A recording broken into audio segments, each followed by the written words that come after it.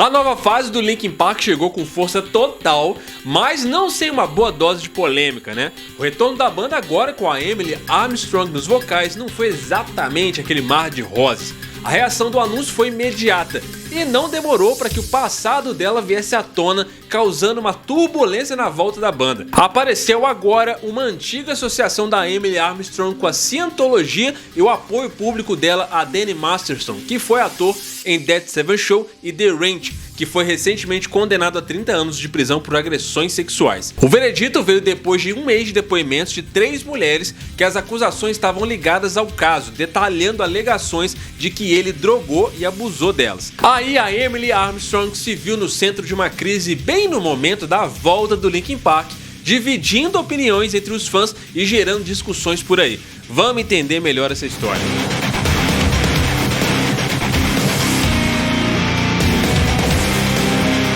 Polêmica é uma palavra que rondou o Linkin Park nessa volta e não foi só por causa desse caso da Emily. Os fãs que estão bem divididos sobre ela à frente da banda têm tido debates acalorados na internet sobre ela ser ou não a escolha certa pra banda. E assim, eu tenho visto muita gente aí criticando a banda, dizendo que esse não é o Linkin Park e tal. Como opinião, eu até respeito, até porque todo mundo tem o direito aí de não gostar, né? Mas quando eu vejo aí algumas crises sobre essa decisão de colocar a Emily à frente da banda, com umas justificativas dizendo que ela desconfigurou o Linkin Park ou que ela não aguenta cantar como Chester, eu sempre me lembro de como o Chester na sua última fase com o Linkin Park, como ele foi duramente criticado, cara. Como as pessoas falavam que a voz dele já não era lá a mesma coisa, ou que o próprio Linkin Park já não era Linkin Park desde o Meteora. As pessoas parecem ter esquecido que o próprio Chester passou por uma pressão enorme a ponto de jogarem coisas nele no palco pelo público não aceitar que simplesmente o Linkin Park tinha mudado.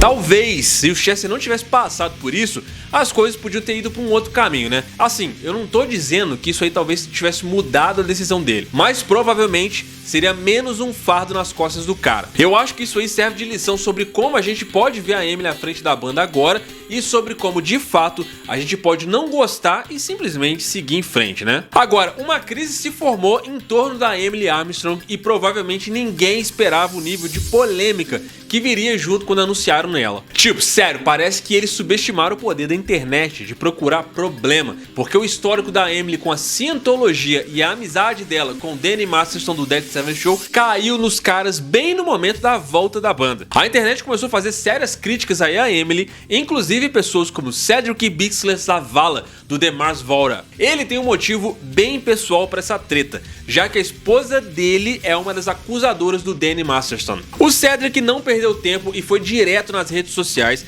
criticando a Emily e o Linkin Park por essa associação com o Masterson e, claro, a Scientologia. Ele chegou a desenterrar aí uns comentários antigos da época que a Emily estava envolvida no caso e não deixou barato, tá? Chamando a atenção das pessoas para essa história antiga. Para entender melhor essa treta aí, vale explicar um pouquinho sobre o que é Scientologia, né? Essa religião a qual a Emily Armstrong foi associada. Fundada em 1952 por L. Ron Hubbard, autor de ficção científica, a Scientologia se propõe a ser uma mistura de religião e ciência. Seus ensinamentos são baseados na ideia de que o ser humano é imortal e que para alcançar a mente limpa é preciso eliminar traumas e bloqueios emocionais. Eles acreditam que a sobrevivência do homem depende dele mesmo, dos outros e de sua interação com o universo. A prática central da Scientologia é a dianética, uma metodologia que promete aliviar emoções indesejadas, medos e até doenças psicossomáticas. Esse processo, chamado de audição, tem como objetivo clarear a mente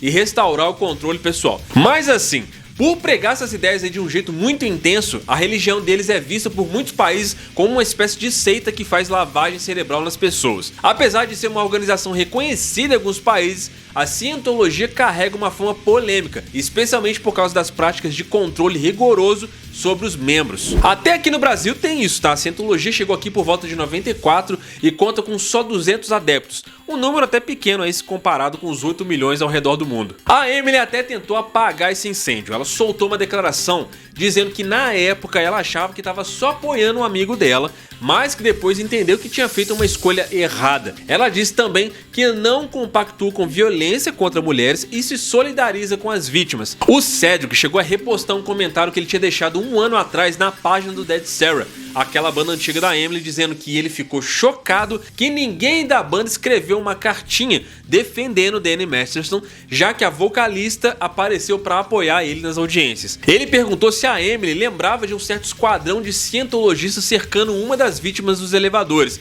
Segundo ele, os xerifes tiveram que escoltar essa mulher para longe dessa seita. E ele ainda reforçou perguntando como ela lida com a homofobia nos ensinamentos de L. Ron Hubbard em Dianética. A Emily, claro, não ficou quieta. Ela soltou uma declaração dizendo: "Oi, eu sou Emily, sou nova para muitos de vocês e gostaria de esclarecer algo que aconteceu há algum tempo. Vários anos atrás fui convidada a apoiar alguém que eu considerava um amigo em uma audiência judicial e fui a uma das primeiras sessões como observadora. Logo depois, percebi que não deveria ter feito isso. Sempre tento ver o lado bom das pessoas e o julguei mal. Não falo com ele desde então. Detalhes inimagináveis surgiram e ele foi considerado culpado. Para deixar o mais claro possível, não apoio o abuso ou violência contra mulheres e me solidarizo com as vítimas desses crimes." Ou seja, a Emily disse que no começo ela achou que estava só dando aquela força para um amigo, mas aí a real apareceu e ela sacou que era um erro.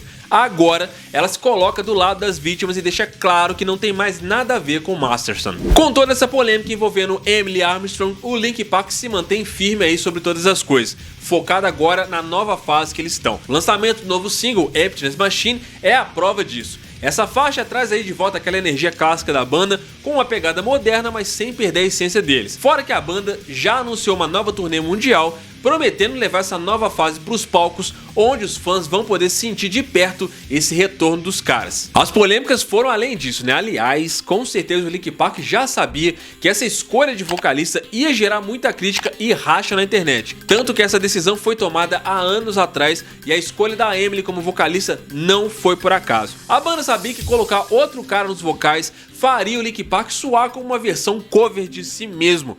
Eles precisavam de alguma coisa nova, alguém que trouxesse assim uma nova dinâmica, sem tentar imitar o Chester. E a Emily faz exatamente isso, ela traz autenticidade, presença e uma nova identidade para a banda, sem perder o respeito pela história que o Linkin Park construiu até aqui. Agora, com a nova formação e uma vocalista que desafia as expectativas do público, o futuro da banda parece bem promissor. E os fãs, como nunca, estão debatendo sobre ela à frente da banda. Mas isso, na minha opinião, eu espero que você tenha a sua. E aí, cara, o que você achou dessa polêmica toda envolvendo aí a Emily Armstrong? Você acha que é só uma cortina de fumaça ou você acha que tem mais coisa envolvida nessa história? Por que as pessoas foram levantar essa parada? Tamo juntão, deixa aí nos comentários o que você achou. Obrigado pela sua audiência, até a próxima, valeu!